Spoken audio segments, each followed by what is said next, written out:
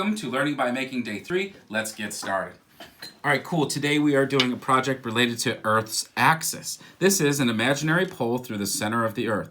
Earth spins around this pole and makes one complete turn each day known as a rotation. And this is the reason why we have seasons, day and night. Not to be confused, though, with Earth's revolution, which is the Earth making one revolution around the sun in 1 year. This is Earth's axis, the reason why we have day and night and seasons. Let's check out this poster that we just made to describe it a little further. So here is the way that the Earth spins. Here is the sun. So the sun hits the Earth at different parts of the day in different sections of the globe. So half of the globe is experiencing night while the other half is experiencing day. And depending on where you live, the sun may never set for months. You may have longer days, equal days and nights, shorter days, or the sun might not ever rise for months like in the South Pole. So how do we do a project here? What can we make to learn more about this? I suggest you gather some stuff around the house and make a sundial. A sundial uses the position of the sun to tell time. This was used up until the early 19th century. It consists of a gnomon, or a thin rod that casts a shadow, and a flat plate, or a platform. Now,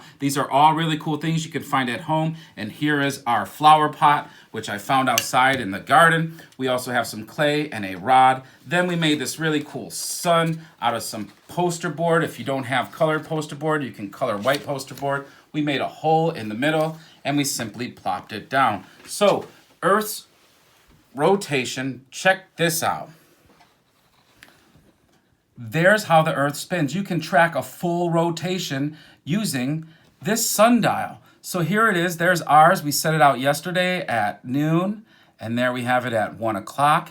So as it spins around, mark the hours. So that would be marked 1 o'clock, then 2 o'clock, and go out every hour to check your sundial. So keep reading, keep writing, make a cool sundial today for the rest of the week, but most importantly, be safe.